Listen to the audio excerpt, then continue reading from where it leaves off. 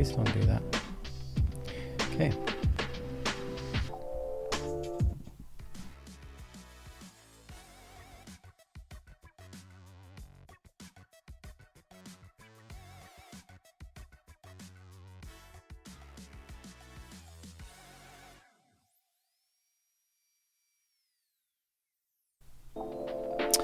Good morning, good afternoon, good evening.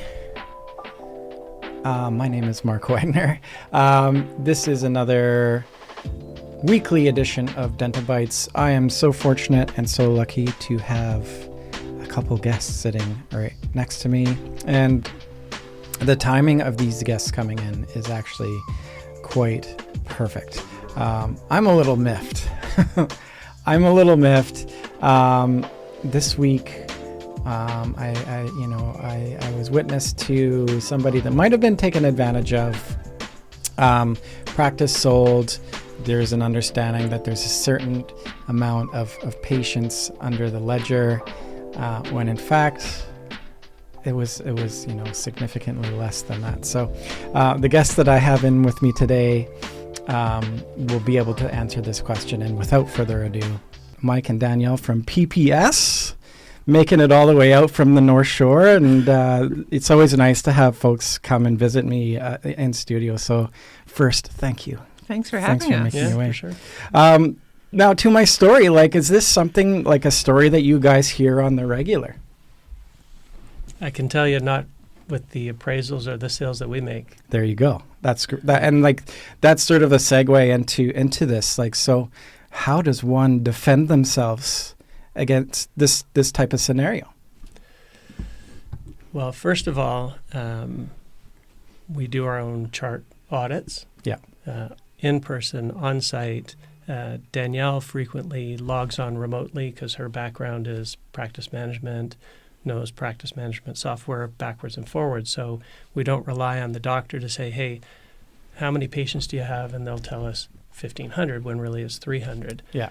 Because they're always thinking they have more patients than they do. Yeah, and that's interesting because just an assessment we did recently, we were diving into the active patient base, and I was kind of talking to Mike, I think I kind of want to double check this, and we will go in and rerun reports different ways and look at different coding and try to make sure we get that number as accurate as possible. Yeah.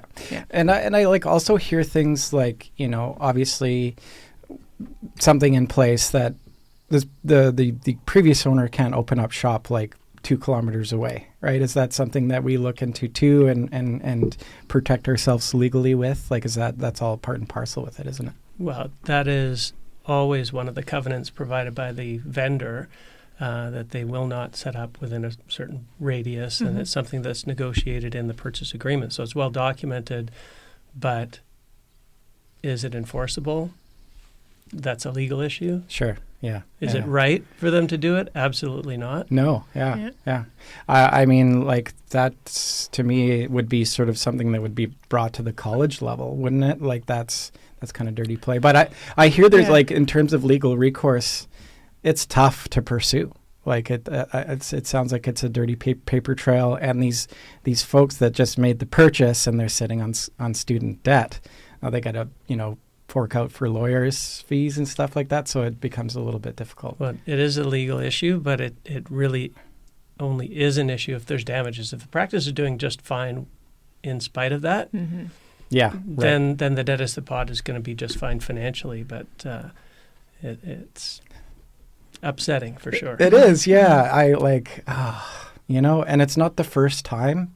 So, of course, we jump into action and help these folks sort of market, and let's get some more patients in here. Let's tell your story and tell the community that there's new folks in house here. That stuff bugs me, the little sneak trick. Well, I'll tell you the reason, the practice that Danielle's talking about, the reason why we looked into it deeper is because we had very high revenue for the number of patients that were in the practice. Right. And we're like, this doesn't make sense because when we do valuation, it's all about what's the cash flow, but what's the sustainability of that cash flow? Right. That goes to the patient base. So, so we looked into it, and there was also a high level of new patients. And so we started to ask why? How can this be sustainable? Because when we sell a practice, we want to have a solid reputation as we do for being transparent and getting the right information. And so, what did we find out there when we looked into it? Well, the new patients were turning over. It was in a it's the mall. The mall, right? Practice, right, yeah. But not a busy mall, Yeah. kind of a professional indoor mall kind of thing. Yeah. So we're finding that there were lots of new patients coming in, but a mall practice is a little bit different, right? You get a lot of walk-bys, pop-in, one-time dentistry. So yeah, we had to factor that into the number when we were doing it. To me, that would be like a huge factor. Like just the sheer like the brick and mortar spot where you're getting like foot traffic, because essentially what marketing is you're buying digital traffic, right? So what factors go into sort of that evaluation? And now we can jump into this. Actually, let's reverse a little bit. We kind of I jumped right into the deep end because I was so excited about this question. Not excited is kind of there's good people that are, Anyways, let's reverse. Mike, what's your background? Like what brings you to the dental world? Let's start there, and then. Yeah, we'll get to Danielle as well. Yeah, whenever I tell somebody what I do, I say I'm a licensed real estate broker and I sell dental practices, and they look at me and go, "That's a thing?" Yeah. So, and how do you get into that? Well, 1993, I joined the dental business, and for a couple of years with a supplier, and then 15 years with a commercial finance company, lending to doctors, dentists, pharmacists. I managed a team that provided those services across the country. And then in 2010, I started PPS here in BC. That kind of sprung out of PPS in Ontario, which is owned by a colleague of mine I've been working with almost my entire career for over 30 years. So cool. So you know this world pretty well. Yeah. And I got an MBA in finance, but Yeah. It's funny you say you're telling my mom and dad as a kid, I want to do videos of dentists. That's my dream. Like, it's interesting how people kind of flow into this, Hey, my undergrad degree is in human genetics. Oh, okay. So there you go. Interesting. Yeah. Cool. Danielle, yourself. Yeah, so I've been in dentistry for almost 30 years. I started, I guess, in 1998. I went through CDA school, worked in private practice for many years, did a minor stint for a couple years as a software practice and implementation specialist. And after I did that, I was having a lot of dentists contact me to help them with other areas of their practice. And so I started my own consulting firm about 12 years ago. And then I met Mike just a couple years ago and decided to jump on board and get licensed and start working on the brokerage end. Yeah, you guys should start your own podcast. Yeah. Maybe we will.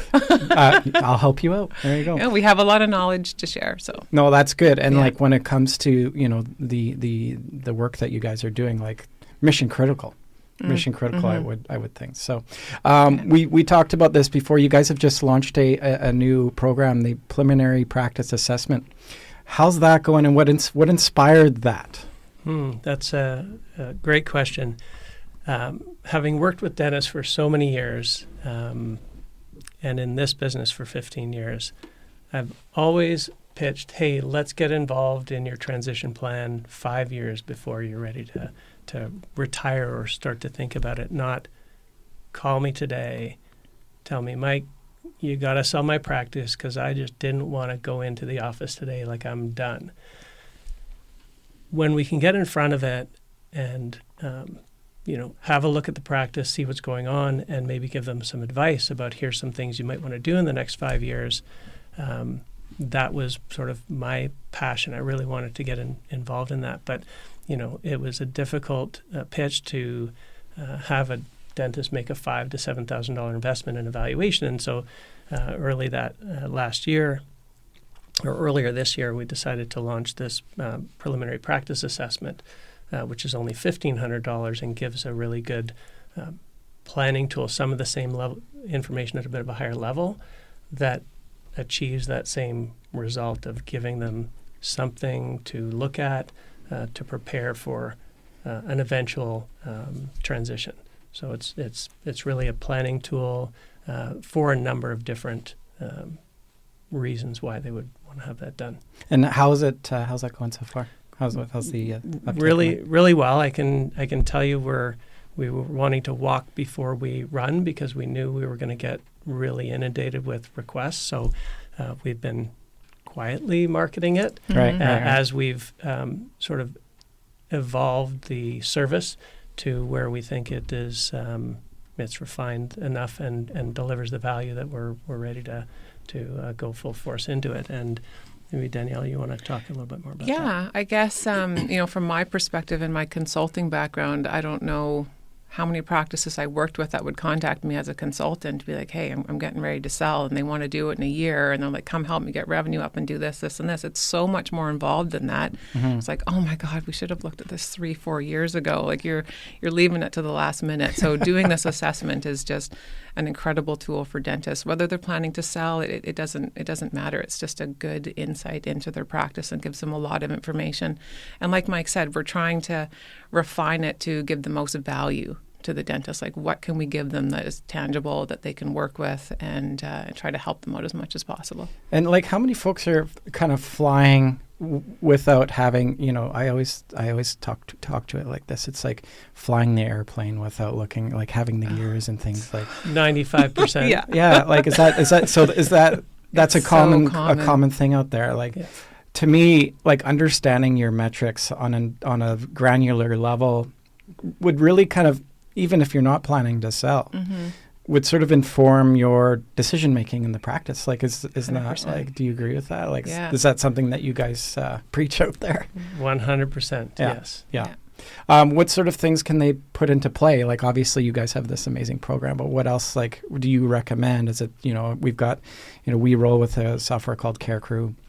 It's great. There's Recall Max. There's all sorts of practice management software. Like, what, in your guys' opinion, is the best sort of setup for that? Sure. So I'll start, and then I know Yeah. Danielle's gonna jump in here. Yeah. So as we've evolved this service, right, we look at not so granular, but kind of a higher level. Here's the key performance indicators that are the levers that drive the cash flow of the practice and therefore the value of the practice. And as we've been moving along here, a light bulb went off in my head about what's going on with the hygiene in most practices that can be the most impactful tweak that can happen in a practice to boost profitability and therefore value. And it just really kind of got solidified recently that we can deliver that with this particular service. Yeah. And really, like, hygiene is kind of the heartbeat, isn't it?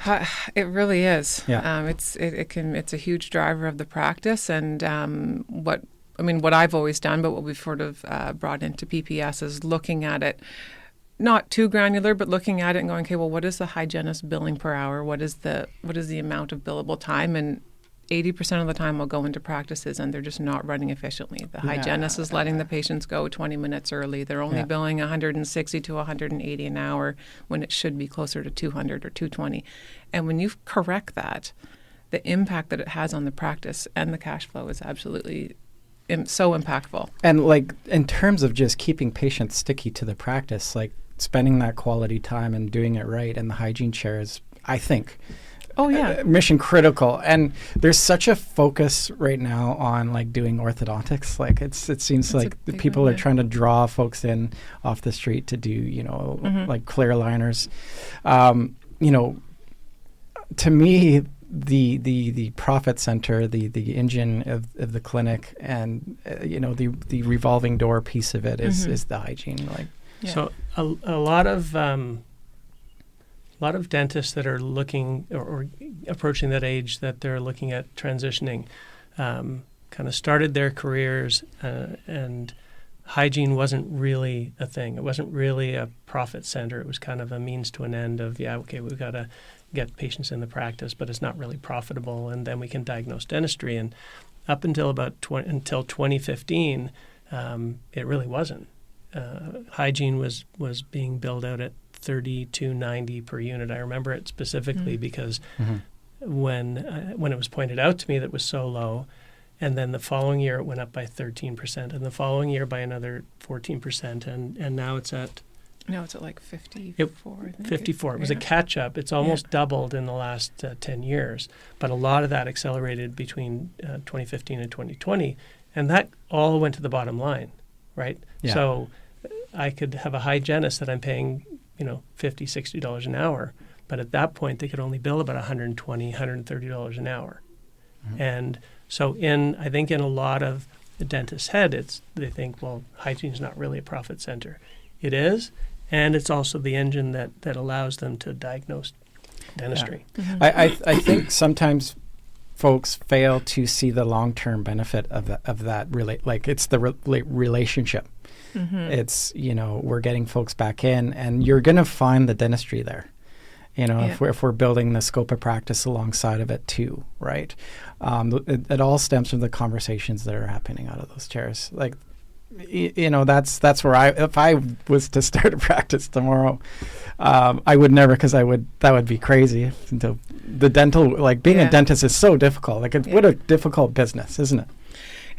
It's not easy. It's not, and you have these dentists that have gone to school to become very skilled clinicians, and when you try to get them to then manage or run a business, they're not really connected. Yeah.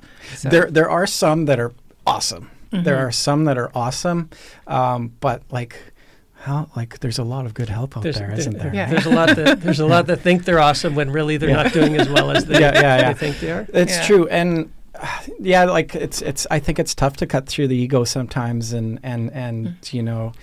that's where stop the finger pointing and really I think you guys, I'm sure, have drawn up reports and numbers and gone, let's take a serious look at this, right? Yeah, I can tell you from my experience when I'm presenting a picture that's not quite what they thought it would be, and they get a little agitated about it, but it's all well-founded, really, for me, simple to explain and point out. Yeah, let's talk about that. How does that conversation go when you know that Dr. So-and-so is going to be maybe unpleasantly surprised by the findings?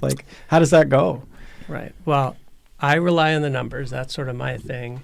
And Danielle speaks to the what's going on and why those numbers are the way that they are. And with those two explanations, it's really hard to refute. And, dentists are smart people, and they look at it and go, eventually, after the initial shock wears off, they go, okay, that makes sense. Now, what can I do about it? Yeah. Right? Yeah. And that's where getting involved earlier is really critical. Yeah, you spoke to that. Yeah. So I think the final hour. Yeah, you're showing them where they can improve in their practice, and I think when we actually give them the advice that they need on how they can fix it, mm-hmm. they're pretty grateful. Yeah. And to me that's an investment that pays for itself. Mm-hmm. To have that snapshot. Right. So back to the PPA. How's it non-invasive? Mm-hmm. Non-invasive. That's a good word. Right. And cost-effective. Let's dive into that. Okay. Non-invasive just means we make it super easy for them, because when you're doing a full valuation, it's a lot of time. It's visiting the practice, which we don't do for the PPA. It's reports. It's a lot of in-depth information that they need to provide us. With the PPA, it's Danielle logs onto the computer, mm-hmm. has a 20-minute... it takes about 20 minutes to run the reports. We have a certain list of reports that we get. We're not looking at the equipment. We're not getting into staffing and all that sort of stuff. So there's not a lot of work required on the end of the dentist, and mm-hmm. we just make it super easy for them. What's sort of the turnaround? What's that like? We can do. It's about a week. Our back shop people hate when I say this. But yeah. We've done one in a day. Yeah. Oh, okay. But they're not usually urgent, so a week is is good. And we kind of spoke to this, this type of information empowers these owners, right? And the PPAs that you've done so far, have you seen that impact? Yeah, I can talk about one specific case because I always like to tell stories about the impact. I love stories. And Danielle has another one. There's dozens, but this one dentist approached us and said, "Hey, I'm considering somebody that I knew, and I'd sold a practice for them before, and they bought this one." Said, "Hey, I'm looking at making a move. There's this building up the street I want to buy, and build out a new office, or I can renovate where I am here." And so we went in to help her do that planning and figure out financially what made more sense. And out of it came, in the current location, while it would have been way less expensive just to expand by 2 operatories, it would only have given her 6 operatories. And Danielle did her assessment of what's going on in the practice and the opportunity there over the next 10, 15 years, which was the time frame we were considering. 6 ops is not enough. So making an investment in a much larger facility, not to mention owning the property, which gives long-term security and stability to the practice, it was clear that was the right decision. Intuitively, you could go either way. Without the information, you could one day justify, well, I don't want to spend so much, and the other, well, I'm looking forward 10 years, and we give them that perspective. Yeah, time is a critical piece, obviously, to it, right? Yeah. And we recently did one, I guess about 6 months ago, and the dentist was trying to drive revenue, but he still wanted to keep his lifestyle and book long appointments and spend lots of time with his patients, and he was only working 4 days a week, a 4-op practice, and he's like, well, I need to get more revenue. He's like, but how am I going to do it? I was thinking about bringing on an associate, adding hours, adding days. And when I did the PPA and looked at the efficiency of the practice, the hygienist wasn't really billing super efficiently. And he was having over 20 hours of downtime a month, which meant that equated to 3 days of lost revenue at 7 hours a day, roughly. What's that worth? A lot. Right? If he's billing $7.50 an hour and he's losing 20 hours. Right. It's impactful. And I think if a dentist is wanting to grow, it doesn't always have to be about expansion and doing this stuff. It's just working more efficiently. Yeah. And so I just told him, I said, if you just correct these 2 things, get your hygiene running properly, recoup even 60, 70% of your downtime, you're going to hit that revenue that you want to hit. He was pretty blown away by that. That's cool. What other professional advice goes into it? Like what else are you telling folks in these reports? Yeah. So we're looking at the key performance indicators. We're looking at what's their staff costs relative to revenue. And this is the single biggest challenge for dentists these days with a tight labor market. It's also the largest variable expense in the dental practice. So wages can range from 20% to 35%. So it could be a 15% swing from one practice to the next. So on a $2 million practice, that's $300,000 of cash flow. It's a few bucks, right? Yeah. So that's one thing that we look at, and if we look at it and it's imbalance, it could be very high for a reason and may not be a bad thing. For example, if 50% of the revenue is generated by hygienists, well, you're paying a hygienist to do that revenue. Whereas if 18% is performed by a wage-earning producer, it's going to be a lot lower. So we kind of look at what that metric is, and then Danielle does a further analysis to see, well, why is it a bad thing? Why is it higher or lower? Because every practice should be at this level. Right. Yeah. And so I think hygiene has been a big one. We've run across practices that are paying 48 to 52% of their wage ratio to what they're billing because they're just not billing enough. So you could pay an associate 40%. Yeah. Right. So you kind of have to take a greater look at those things. Yeah. And without knowing that, you just don't you just don't know. You're leaving hundreds of thousands of dollars. And further than that, when they see their wages high and they don't have some assistance to establish why are they high, does it make sense? Is there something that's going on in the practice that rationalizes that, or is it inefficiency? The first thing they look to is, I'm paying my hygienist too much, or I'm paying my assistants too much. And that's very infrequently the right answer. Yeah. And in a tight labor market, you need to be able to pay your people well. And if they're not efficient, you can't afford to. Well, Bottom line. and this seems to be like, pre-COVID, like the labor market is, it seems to be transient. Like these folks have they're empowered. They know that they're well sought after. So, keeping good people around is also key, isn't it? It is. Yeah. And not always related to the wage they're being paid. That's true. Yeah. That's true. Yeah. What other things, like you guys are just diving deep into these practices, like who's doing like on a solo individual, aside from the corpse, like what three key things do these practice owners need to be doing to be successful, in your opinion?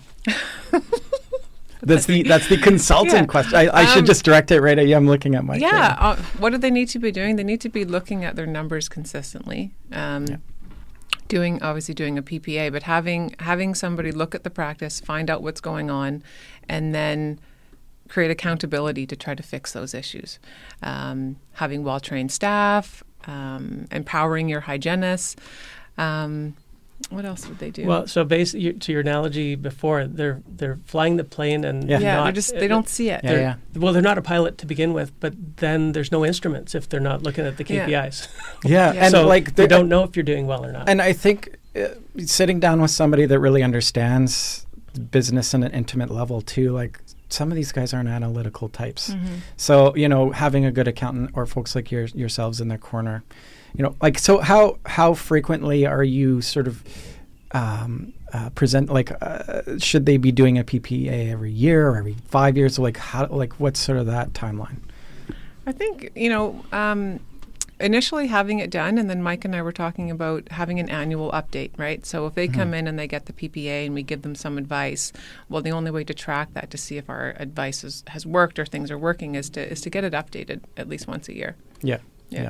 That's not to say it would cost the same, and we'll keep an eye on the that's what they could do is we could say, here's the areas that you need to focus on, and keep an eye on those, and we could just come in and check those out periodically and see, okay, you're on track. Yeah. And you're pulling the metrics directly out of the practice management software, obviously, right?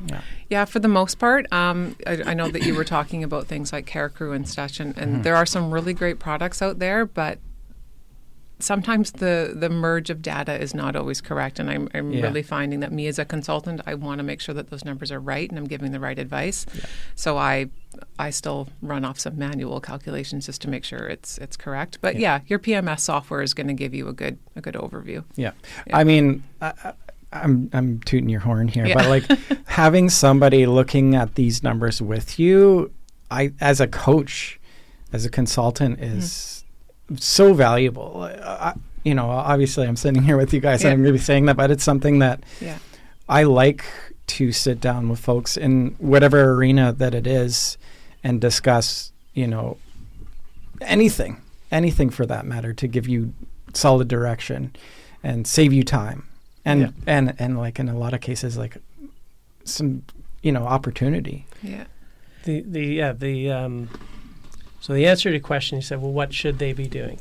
And the answer is it depends on what's going on in the practice, but it could be hygiene efficiency in terms of lost days. It could be hygiene efficiency due to, well, you talk about the hygiene efficiency because it can make the biggest impact, because anything you can add to efficiency, right to the bottom line. You don't need any more Profi cups. You don't need more hygienists, just being more efficient. Yeah, I mean, I'll try not to get into too many numbers, but if a hygienist is only billing $180 an hour and they should be billing $220, that minor impact on a per minute basis or per unit basis at the end of the week can translate to almost $5,000. So when you then calculate that over a year, like it's hundreds of thousands of dollars. Straight to the bottom line. Yeah, exactly. That's why I got so excited about it when Danielle pointed it out.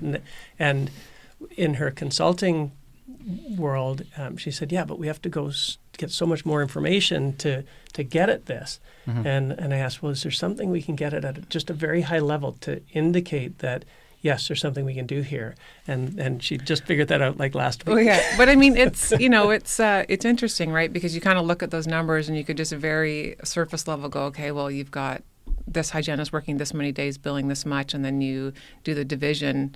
But unless you're looking at the downtime and the efficiency, well, if she has 3 cancellations in a week or 4 cancellations in a week, then that brings. So there's a lot of bigger picture stuff you can look at and go, okay, well, she actually is billing okay, but it's because the front desk isn't filling those gaps and filling those holes, and they're not utilizing the time. So there's lots of different things that we can look at, but yeah. And one of the questions on our PPA and on our valuations is, are you booking in advance? Are you booking all your patients in advance? And everybody says, oh, yeah, no, we book them all in advance. And then we look at the schedule, and it's very inconsistent. Yeah. It's sparse. It's full of holes. It's not booked solids full out for 6 months, and yet the owner of the practice thinks that it is. And so when you're talking about stickiness to the practice, it's not on a patient's mind, geez, is it time for me to go to the dentist? Yeah. No. Like if 8 months. I do that. 8 months, a year could go by. Once I got a call and it was time to see my hygienist, and they said, well, you haven't been in for 18 months. I'm like, how's that possible? Yeah, like, I know. Time's a I think it's dirty bugger. I firmly believe it's bug me. Yeah. Bug me for my hygiene recall, because it's a healthcare issue. It's a responsibility of the practice to have the oral health. Look, I'm not even an oral health professional, but I feel pretty strongly about this. We know, like we know all these things, like these conditions that are stemmed to poor oral hygiene. It's a real deal.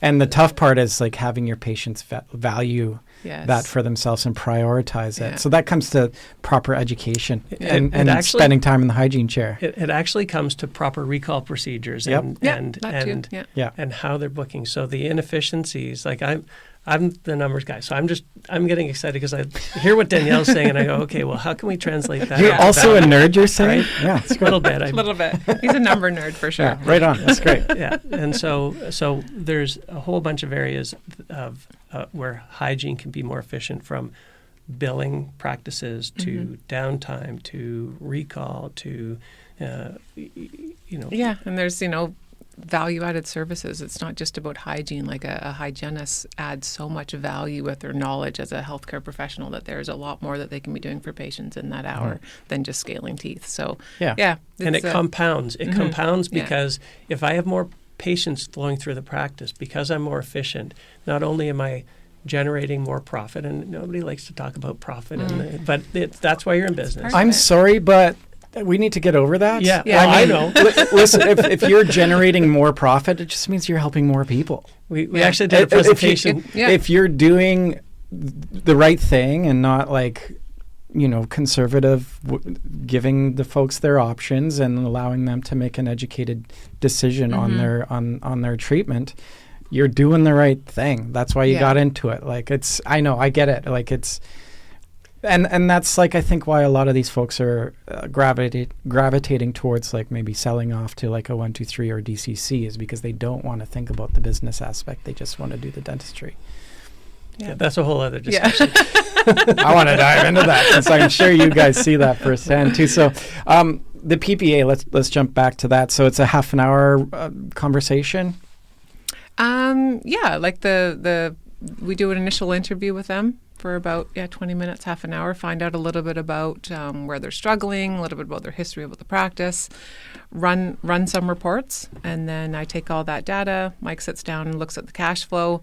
I look at how the business is running, and then we put together a presentation and a plan and some advice, and they're on their way. And they also get we have a lease negotiator we're working with, and we have a complimentary professional lease review, which is massive. Tricky. There's so tricky. All sorts of things baked into that document that really needs to be looked at, isn't there? The lease, everybody's understanding this because they're hearing stories from their colleagues about their leases and demolition clauses and early termination clauses, and so identifying those is important. but there's way more in the lease than just a demolition or so having a professional lease review is really critical. One thing I can think of is a dentist said, well, I don't have a demolition clause. And the lease negotiator looked through it and said, well, no, technically, but this overholding clause, and that's effectively a demolition clause. And nobody saw it. The lawyer didn't see it. Because it was buried in a different part of this lease. It stresses me out. Yeah. I hate that administration. Or how many times do we go and they give us, can I have your lease? And they give us the last renewal. That's it. No. We need the original lease and every renewal from the beginning. And then that gets analyzed. And, in the third renewal, there was actually this clause added that isn't mentioned again in the last renewal, but it's there. Yeah. Right. And so that's what this lease review, it's not always that simple. And if you can catch something in 1 out of 10 dentists, that one dentist is going to find it pretty darn important that you can pick that up. Like that is, it's such a roadblock for future, really, right? Like it could be catastrophic to their business. We have a practice right now valued at close to $3 million. They have 5 years left on their lease. We'll be lucky if we get half of that. Is that right? Oh yeah. And so then we have to get into creative solutions about if they had contacted us 5 years ago, 6 years ago, we could have said, look, there's a problem with your lease. Here are your choices. Yeah. You can sell now, you got 10 years, or you're going to have to move. Yeah. Right. I got an excellent business plan for you guys. Build a time machine. Yeah. Okay. Perfect. Right? Problem solved. Right? I'll take one can I borrow it? Well. I'm going to go tell my younger self to buy some Apple stock. Right. So, when you give the PPAs, is it ever lead into sort of a full valuation at some points, or does it uncover things that you're wanting to take a deeper look at? Like, how does that kind of flow? It does frequently, because when we have a look at the practice on a higher level, and then it's apparent that there's something going on in the practice, maybe we need to dig in a little bit deeper. And sometimes it flows into a full valuation, or it's hey, I might be interested in putting my practice on the market soon, but I don't know what it's worth. Okay, well, let's do a PPA now, and we can upgrade it in a year, in 6 months, whenever, when okay, that's the ballpark, and my financial advisor said that's enough money for me to retire, and then if I work after that, that's great, but if I don't, that's okay too. And so that's one of the financial planning aspect of it is important, because the financial advisor says, well, one of your biggest assets is your practice that's worth these days $2 million, $3 million. We have one that's $5.6 million right now, and they don't know what it's worth. Yeah, because if the wages are high, it's not going to be worth as much as they think it is. So there can literally be $1 million difference between one practice and the next, even with $200,000 difference in cash flow, which adds up pretty quick when we talk about efficiency in practice. Yeah, crazy. How do you see the PPA evolving? Like, is it maybe something that bolts onto the practice, like some sort of subscription every year type thing? Like, what do you see there? That's an easy question to answer. Well, I have a vision for what it's leading into, and then Danielle can talk about it. Oh, yeah. You're hearing it here first. Oh, really? This happens a lot. Does it? Oh, that's Mike's fun. got a plan. The magic is happening before right. me. That's exactly great. right. Just like a week ago when Danielle said, yes, at a high level, I can see there's likely an issue with hygiene efficiency. So what comes out of the conversations, whether we've done a PPA or evaluation, but the PPAs, everybody should have one, because what comes out of the conversation, if there's some inefficiency, the next question is, well, okay, what do I do about it? And can you help me with that? And that's where it's going, is yes, here's what you can do about it. And Danielle, maybe you can talk about that a little bit. Yeah, so we're working on a hygiene optimization program to offer to dentists. We've already done it now for a few clients, and it's beta stage. But beta stage, but it works. Ready to go. I went to work with the practice actually in Nelson, and I went out, did some training, got their hygiene going, and within 3 weeks, I'm monitoring their KPIs and I'm looking at it, and they're on board and already up. What is, I guess, 27% in their hygiene. How fun is that? Yeah, right? it's great. The magic's happening in front of you. Yeah. So And adding in a little bit of consulting into what PPS is offering, especially with the hygiene optimization program, we're kind of looking to evolve on that. because consulting is great, but it's a massive investment, big investment, and often very valuable just to do the, hey, let's tear it all apart, put it back together the right way. But if you can make little tweaks here and there and have that much impact on profitability, and not only am I going to earn in my practice an extra $50,000, $80,000, $100,000 a year for the next 5 years, also the value of my practice just went up by $700,000, $800,000, $900,000. So for me, it's a no-brainer for them to have a look at it for this price and the value you get out of it. I mean, we don't make money on this. It's really just something that I feel really passionate about. No, I can tell. That we got to get in front of this, because I really hate it when we get the call. I'm ready to sell. It happens all the time. I'm ready to sell. I can't. I'm stressed. I'm, whatever it is. But even in the absence of that, why not get in front of that? Well, I mean, it's non-invasive. It's quick. It gives you that snapshot, and it's like buying a time machine. Like, it's good to get in front of these things before like the exponential loss accumulates over time, right? So, even in our line, right? It's what are you doing to take a look at your ROI, your return on investment on your marketing spend. I'll often talk to folks that are working with other companies and like, what are you doing to monitor this stuff? Oh no, we're just jumping like $6,000 a year. Like what is it costing you to acquire a new patient? Like, I think these are all numbers that people should really know intimately. 'Cause like, if you know that it's costing you XYZ to get whatever that is in your practice, you can scale it up and scale it down depending on where you're at, right? What your goals are. Right. It's kind of it spans across all small businesses, which dental practices are. We're a small business. You're in the thick of your business. You can't see the forest for the trees, and we hire consultants to help us out. We've got one right now helping us to tune up our CRM, and businesses need outside help to see what's going on, because you don't see it if you're right in it. Most dentists at the age of, let's say, they've been running their practices. They don't have any debt. They're making enough money. They don't really look at it because it's fine. Right. But it's not fine when they go to sell it. It would be a cold sweat. Like, $300,000. I'm leaving $300,000 on the day. Like, and if it's just like a billing thing. Right. Minimum 50. Every practice probably minimum 50. It's just a knowledge thing, right? I don't think. I think sometimes the practitioners just aren't aware.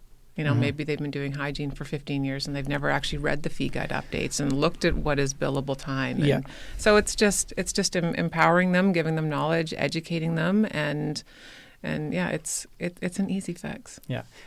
How many things do they have to focus on? Like, I just want to say one more thing about that. No, that's it. You run out of things. I'm just where the rubber meets the road in any kind of advice, any kind of consulting, is implementation. Yes. And so when you have this advice, what do you hear from a lot of doctors about change with respect to their hygienist changing their recall billing procedures or that they're just like, she's never going to change. No, she's going to leave. Like, we can't tell her to do that. And then more times often than not, we go in there and they're enlightened by it. They're like, I didn't think about it that way. I didn't know you could bill it that way. I thought I had to do it like this.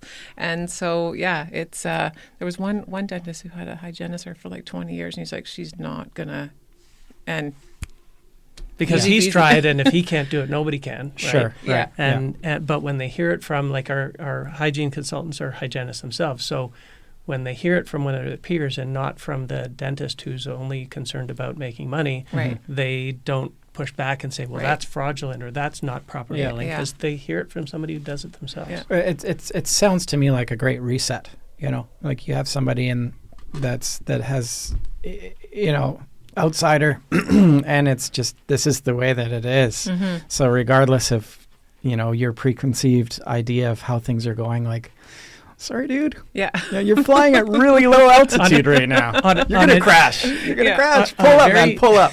On a very general level, when we talk to dentists and we point something out that, their revenue's down, their patient count is low, they're always searching themselves for an excuse as to what it is that is not them.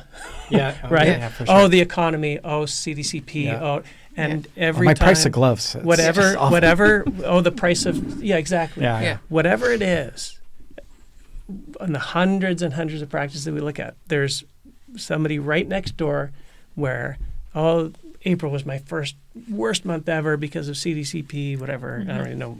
Danielle talks about that. Person next door, I just had my best month ever. Yeah. Like, it's just, economy's down, worst month ever. Next guy, best month ever. So they're always looking for something that is not their fault. Yeah. And I'm sure, like, it's not always doom and gloom. I'm sure you guys walk into a situation where, like, buddy, you're killing it. And you have a really good grasp on your numbers. Good for you. Like, this is the peace of mind for you that you're on track. Yeah, 100%. Yeah. Yeah, we've worked with some practices recently. Their hygiene's booked out till December. 3 hygienists fully booked.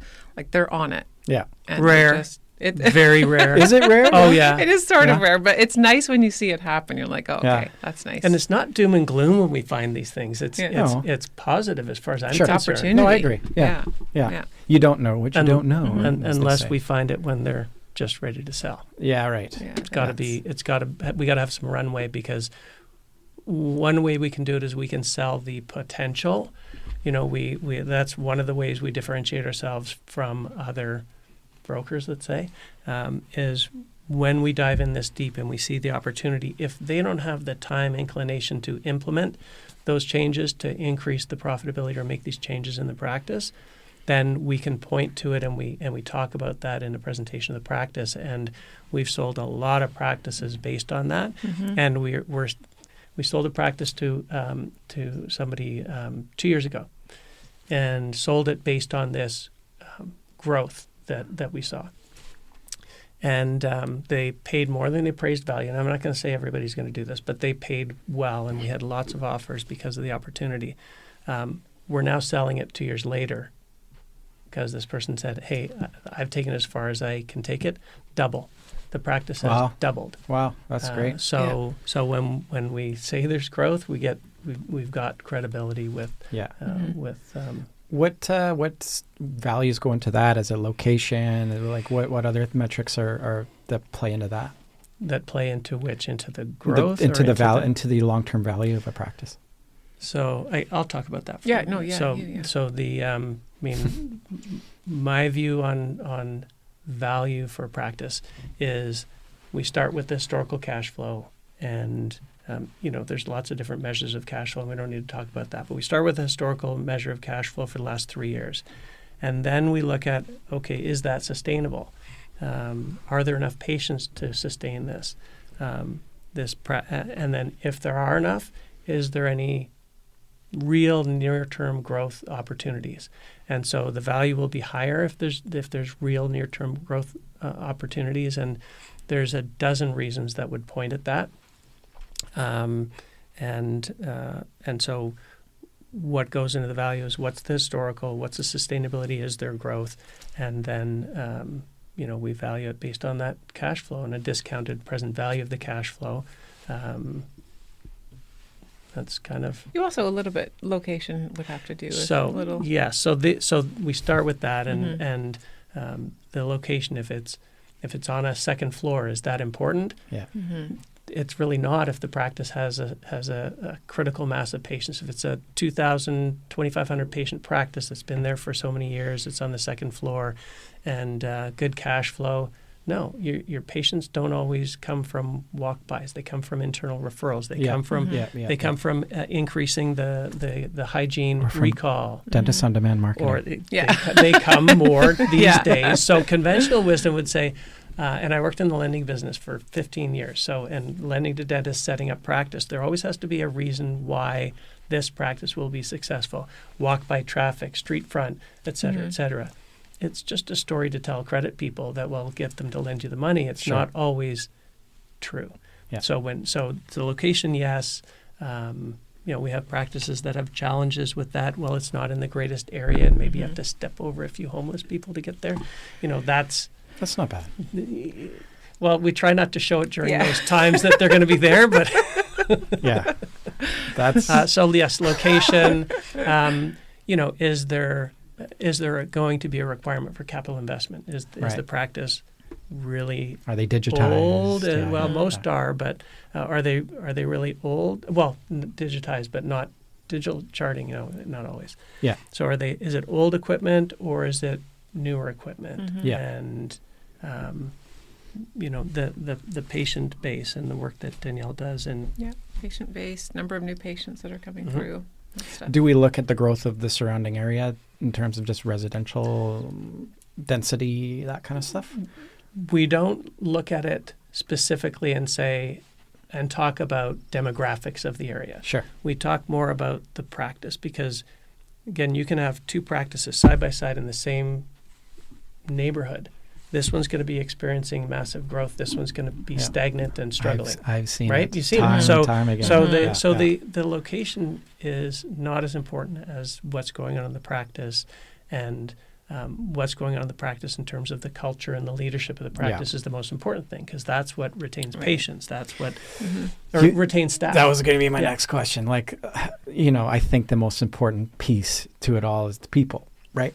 And I'll hand that over to you. Yeah. There you go. That's a Danielle question. Yeah, right? I think, if you've got a practice that's had maybe a manager in there for 10 or 15 years and is running that place like clockwork, well, there's huge value in that. Same with hygiene. If you go into a practice, I think, that has staff that have only been there for a couple of months or some new grads, then, I don't know that you really put that into the value of the practice, but it's easier to sell when you have long-term staff and solid stuff going on there. Well, what we do look at is we see when Danielle does production reports and we see that there's 23 providers we know that there's a lot of turnover in the practice. Yeah. And that dentist will usually be pointing to the, they pay more up the street. And I'm like, well, actually, there's a guy down the street that's paying $5 less and he's had the same hygienist. Oh, yeah. So I've worked with those. So, so the turnover, it can impact the value of the practice, because the longer term stable employees is going to sort of retain the value of the practice because of continuity. Yeah. Whereas if there's a large turnover staff, then that's part of the goodwill. It's a lot of it's a good part of the goodwill. Yeah. Are you guys going in on a sale and helping them get started with their own systems and things like that, or is that something that you guys offer? Do you mean after the sale? Yeah. So after it's been closed, everything, new owner comes in. Is there some suggestions there? I'm going to address one part of that, which is a conflict of interest issue. We represent solely and exclusively the vendor dentist. Got it. And so we present what we see in the practice and the opportunity to the buyer, but we can't offer them that, hey, well, let's do some consulting once you bought it, because there's just a conflict there. Yeah, but sense. Do we get asked afterwards by the buyer, hey, they've had a good experience in buying the practice and the information that we've provided, and they go in and there's not half the number of patients that we said there were? Yes, we get requests for that. And I actually went, before Danielle joined me, not that Danielle is going to be doing this work, we're going to have people doing this work, but my previous partner, Linda, we would get asked to do that. And we'd be like, we don't have the capacity to do that. We don't have the infrastructure. We don't have the people to do that. So, sorry. Yeah. Crazy. And back to the corp world. Can the individual owner do it still? Is it still the best way to go? And I think it is. But so I've got a personal history with corporate from when they started back. Not to stink on corporate. No. Yeah. Not to stink. So I'll tell you. Anyways. Yeah. I've really quick history about that. So 2013, 3 years after I started the brokerage, Dental Corp was starting to get a foothold in BC. I think they might have had 3 practices, and I traveled around with Andrew Meikle and Grant Rosenberg, who started Dental Corp here in Canada. and they were just riding around with a cowboy hat and a checkbook at the time. And so it was a really good value proposition at the time for because they were paying a premium. It's still a good option when it fits. Right. So when we sell practices, our goal is to put in front of our clients a wide range of types of purchasers with all kinds of different views on how the practice is going to look afterwards with respect to their transition plan and running the practice. And if it fits, it fits. And there's a number of corporates, and so we're selling a practice right now. We have 3 offers from, and it's a large practice, 3 offers from non-corporates, and we've got 2 corporates that are looking at it, in spite of the fact that the owners want a short transition plan, because a lot of the corporates require a longer plan. So to their credit, they're getting a little more creative in accommodating a vendor's transition plan if it's shorter than what would historically typically be required by. So that's actually a little horn tooting for corporate, I guess. Just to make up for what you just said. No, I'm kidding. Thank you. I like when the guests throw me under the bus. It's the best. Did I do that? No, I'm just kidding. I'm just joking. You're going red. It's awesome. That's usually my thing. You're doing a me thing. Yeah. Finally, somebody else is doing it, right? It's not me too. Yeah. Guys, this has been awesome. This is an hour. Like just it flies by. Wow. Anything else like coming up to this conversation? What else do you guys want to promote? Get out there. In a little bit, I got your website up here. Like, how do we get in touch with you? Well. Oh, can I do a little? Yes, can I do a little? Danielle. Can I do a little self promo? Yes. No. It's been nice. Of course. No, it's not a self promo, but I do have a webinar coming up cool. on Wednesday, June the 25th, from 6 till 7, and it's all about the top 5 things you can do to run an efficient practice. Top 5 things you need to look at to get your practice going. So if anybody wants to jump on that, I'll share the info. You know what? This is horrible. Oh no! You know what? What? Remember we talked about this is going to be airing July 6th. Oh shit! Oh no! You're going to cut that out, right? we really do need the time think about machine. that. We need the time so machine. We're going to be doing more of these. We do them all. Okay. I do them all like every few months. So yeah. Good. Awesome. But you're going to cut that piece out, right? I'll have to. Yeah. Is there anything else you want to promote? I'm sorry. I'm sorry. Yeah, I didn't even think about that. Yeah. So, maybe we can promote how we differ in how we broker dental practices. Love it. Let's do it. We pride ourselves on confidentiality, and so when we have typically 100 to 150 inquiries when we have a practice in the Lower Mainland that we're selling. Through our various marketing, but primarily our CRM. And when we get the inquiries in, we have all kinds of information about the buyers after knowing them, showing practices to them, and we qualify that they're a good fit for our clients' wishes and what they're looking for. And typically we're going to send out maybe 20 or 30 valuations. So only 20, 30 in a lot of cases out of 150 people even know that it's this practice for sale, because 99% of the time it's the vendor wants to keep it very confidential, doesn't want anybody to know they're selling the practice. So we highly screen. Well, I can attest to that. You posted something on LinkedIn a while ago, and there's a practice in Langley. Oh, yeah. And you were like, ooh, tell me, give me the dirt. Which one? Like, and nope. I can't do it. Whatever. I can tell you that we're we so only competent. We sent out we had tremendous interest in that one. We sent out only 20, less than 30. Dentists didn't even know that that's the practice for sale, and of course they're under confidentiality agreement with us. But it's stuff happens. Yeah, and I would imagine in a lot of cases it's these folks have been working this practice for decades, and it's their baby. So that transition is super important because of their patients. They want to make sure that whoever's coming through the door, 100%. that their patients are getting taken care of and it's the right fit. If they want, and it's also about if they want to keep working after, which a lot of dentists do 2-3 days a week. If we have multiple offers and we have 2 or 3 that we think are a good fit, we'll sit down with all 3 of them and our client to get a face-to-face and a good feel for, okay, I could work with this person and definitely not that person, right? Just as much as you can get, you can get in an hour meeting, but at least you get the opportunity if you've got several. There's an interview. Yeah.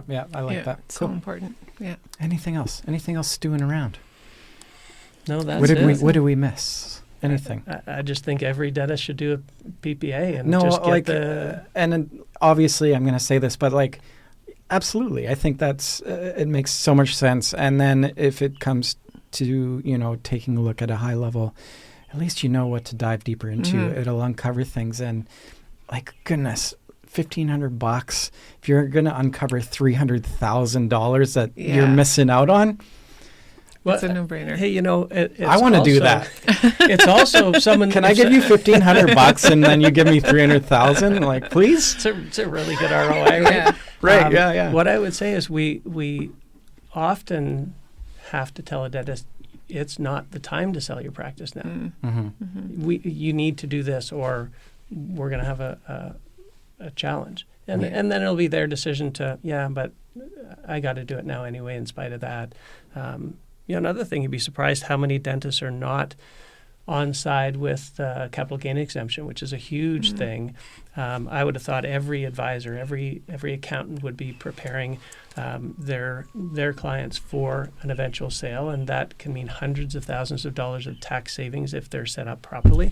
And it takes 2 years to I'm not an accountant, but it takes a couple of years to get the company to a point where it will qualify if it doesn't qualify presently. So that's I'm surprised how many times we still see that. Yeah, and if you need a good accountant, my wife works for MMP. She's a partner there. She deals with a lot of dental professionals. There you go. Oh, good to know. There you go. But I'm not supposed to I'm not. We don't share clients. It's kind of our interesting. Thing. Anyways, fair. Guys, this has been fun. Thank you so much for making all the way in from the North Shore, from like 2 bridges. That's amazing. We'll have to do this again. Yeah, for sure. This is a lot of fun. Yeah. And just quickly, I like to do this to get in touch with you guys. Here's your website. I've got a book a consultation. Is that a good first start? Actually, go to the BC page. If we have a BC page, go there first, and it's under locations. Okay. All right. BC. Yeah. And right down there below, that's a book of consult. I see you guys. Right here? Yep. This guy here? That's the one to click. So there we go. And it goes right in. That goes right into our system. We get alerted that you're not going to get lost. Okay. Great. That's great. Thank you guys. All right. Great. Thank you. Yeah. Appreciate it.